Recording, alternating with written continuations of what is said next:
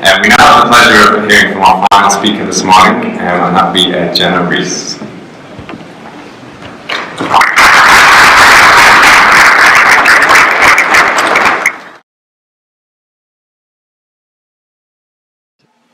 Emotion from both of these very powerful personal stories that I've heard. This morning when I was on my way here, I was driving the rental car and trying to find a place to park, and there was a group of young people crossing the street and just laughing with such joy on their faces, and I almost ran them over. I'm really sorry.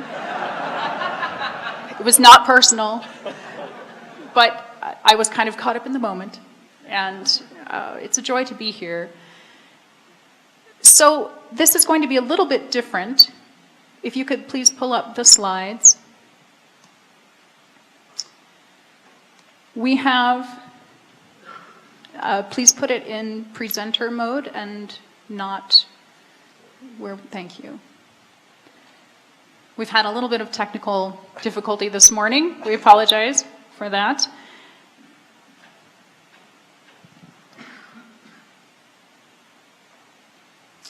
So for the last year and a half, I've been involved in creating a national study of Mormons and former Mormons.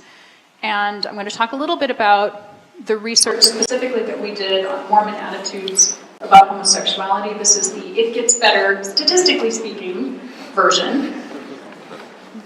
And just to show you a little bit about how the survey was done, how the sausage was made. So we had 1,155 current Mormons in the survey. These are people who say they are a member of the LDS Church when asked by a researcher. And then we had 541 former Mormons. These are people who were Mormon at one time, at least for a year, usually more, and then no longer consider themselves to be LDS. So a total of almost 1,700 people in the survey, making it one of the largest research studies done of Mormons and former Mormons. We had a margin of error of about 3% for the current Mormon population and 4.5% for the former. So if, as I'm presenting some of these statistics in a whirlwind, you can be adding plus or minus 3%, plus or minus 4.5% in your mind to see kind of what the range is. And this study was funded entirely by Kickstarter donations, which was amazing. I had originally approached some private foundations to fund this research called The Next Mormons, and did not get funding that way, and so I said, in typical Gen X arrogance, well darn it, let's take it to the people, right? Let's go ahead and just see if other people are as curious about these questions as I am. And this is going to be a book. The book will be published by Oxford University Press in March of 2019. Lord willing and the creek don't rise. So working very hard on that right now. All right, so if you were one of the contributors who helped fund this study, and would you just please raise your hand? I know that there are some, raise them high. I'm really happy to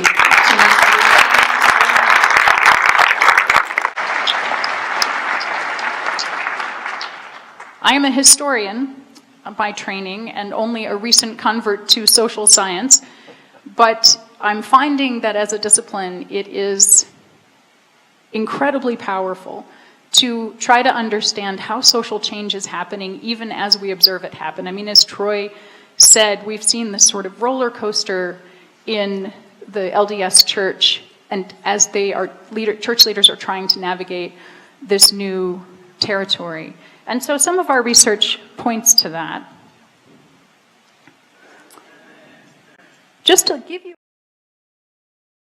the sexual orientation of people who currently identify as Mormon. In that group, we had 95% say that they were heterosexual. 1.2% self-identify as lesbian or gay. Remember that, it will come up again in the next slide.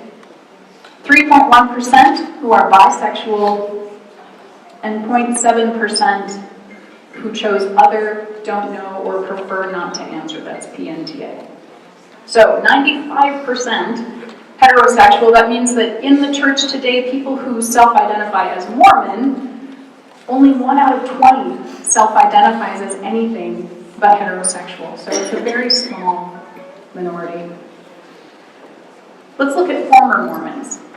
And you can kind of see where things start to be different. We have 87.4% who are heterosexual, 6.1% who are lesbian or gay. Now, what was it in the previous slide? 1.2%. So we're looking at 5 times as many, proportionally, lesbian and gay former Mormons as current Mormons. What does that tell you? Just chat it out. Yes. Yes, that is the most likely explanation, that lesbian and gay members of the church feel uncomfortable enough that the vast majority leave the church. We had 5.5% bisexual in the former Mormon population, and just under 1% again in that other don't know, prefer not to answer category. So here, instead of 1 in 20 being non-heterosexual, we have more than 1 in 10. And among millennials, it's quite a bit higher. All right, here's something interesting. In that entire sample of nearly 1,700 people, we had only 8 transgender individuals, all of whom were former Mormons. So out of 1,155 current Mormons, not one self-identified as transgender on the gender question. All right, thinking about how it gets better, I've divided this into 2 areas because we have not a lot of time today. The first is just to show how public opinion is changing. We know this anecdotally, we see it in our Facebook feeds, right? But to think statistically about how Mormon public opinion is changing and changing very rapidly is the purpose of this first section. And then also, how is that being driven by the young generation? This book, The Next Mormons, and the research study is actually primarily about everything we can possibly know about Mormon millennials. So this entire group of people who were 18 to 36 at the time of the survey, including their feelings about LGBT issues, which turn out to be very important in their overall understanding of how they relate to authority, how they relate to their religious beliefs, and whether they stay in the church. All right, so we have a very exciting line graph here. Yes. So we're starting on the left side there with 24% in 2007. And that's based on a longitudinal Pew study. We have longitudinal data that means over not just a snapshot like our Next Mormon survey, but we can compare over time how people answered the same way in different years. So only 24% of Mormons in 2007 agreed that homosexuality should be accepted by society. The other options were homosexuality should be discouraged by society, which was the majority Mormon opinion, or don't know. In 2014, Pew asked this question again on its religious landscape study, and it had, the Mormon answer had gone up by 50% from 24 to 36% of Mormons. That was the highest growth of any religious group in America. So very sharp spike. Now, Mormons had nowhere else to go but up, right? We started kind of with modest foundations on that question. But then 2 years later, when we asked this same question on the Next Mormon survey, we saw that we're almost up to majority support. It was 47.5%. I can't see the slide exactly, but almost breaking that 50% barrier. Oh, there we go. 47.6% agreed. All right, let's look at same-sex marriage. And what's really interesting about this particular finding to me is that this is based on just 1 year. So this is just based on 2015 PRRI data to 2016. And you see on the far left that 66%. In 2015, that was the number of currently identified Mormons, the percentage, who opposed same-sex marriage. 1 year later, that's down to 55%. So just over half. We've gone from 2/3 to just over half. And then you see a corresponding 11-point rise in the number who support. Now granted, this is far lower in terms of support than the general population, but it is remarkable change in a very short period of time for Mormons. And it's especially interesting because this is exactly the period that Troy and Sean referenced when the policy happened.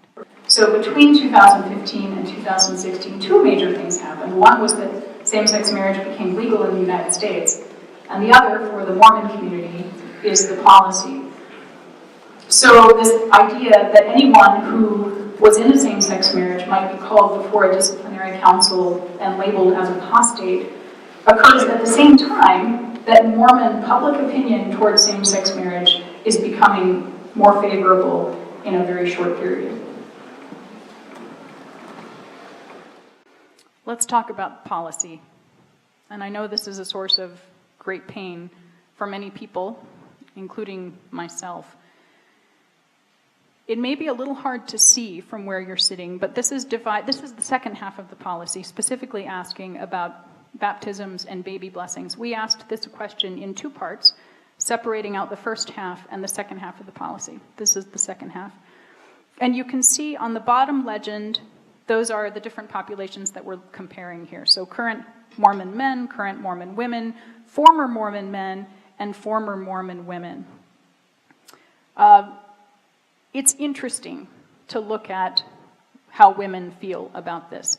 Even current Mormon women, people who are still identified with the LDS Church, women who in many other measures of orthodoxy score sky high in their belief in God and Joseph Smith and their temple attendance, all of these other measures of orthodox behavior and belief, they're not too keen on this policy, even in that population. So we had 42% of current Mormon women, if you add together the somewhat disagree and the strongly disagree in that group, who disagreed. That's a lot for this population.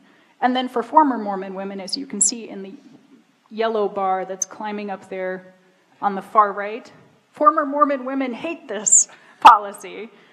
Former Mormon men are not too keen about it either. Their percentage of strongly disagreeing was just over half.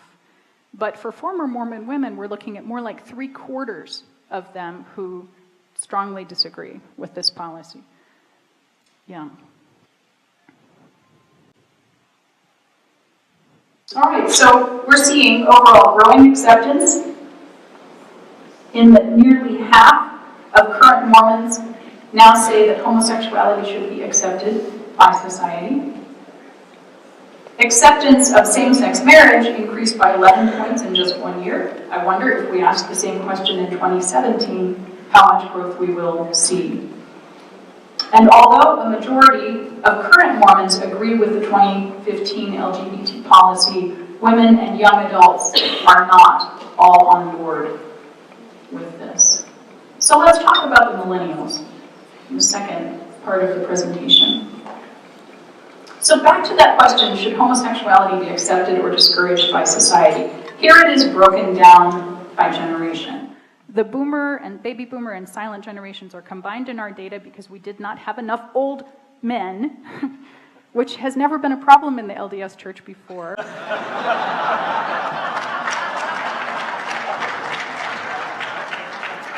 So here we have the boomer and silent populations grouped together. And you can see that only 38% of that group think that homosexuality should be accepted. And then you see it start to climb.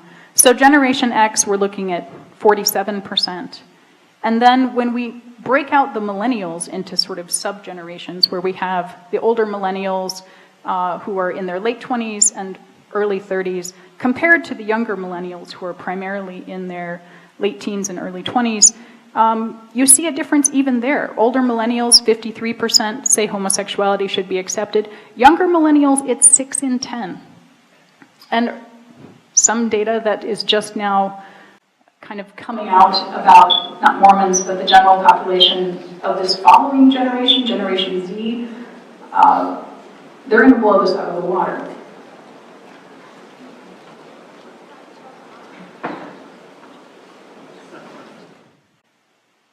All right, Mormon party affiliation. I promise this is not a depressing slide. Millennials are the most politically diverse of any generation of Mormons, current Mormons, and they're the only generation that does not have a GOP majority. So overall, among current Mormons of all ages, among all Mormons, 57% vote Republican or lean Republican. And among former Mormons, it's not quite so high. You'll be shocked to find out. But you still see the same trend where older former Mormons are far more likely to affiliate Republican than younger former Mormons. So here we have in this data, on the far right, you see the boomer silent. We have 67.5% say that they are Republicans. So a solid 2/3 majority there. Gen X, it goes down somewhat, and we're looking at more like 6 and 10. But then the big drop happens for the millennials, 46.1%. Not majority status. They're the only generation that does not have majority Republican status.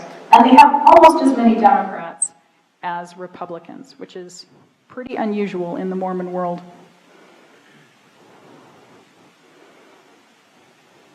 So remember when we looked at the data about heterosexual current Mormons and former Mormons. Here we have 90% of millennials are heterosexual if they are currently LDS, as opposed to 95% of the general LDS population.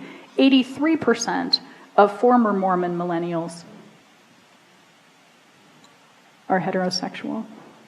We saw a particularly interesting spike in those identifying as bisexual. And that is all we have time for today. I'm available for questions if you have any. Thank you.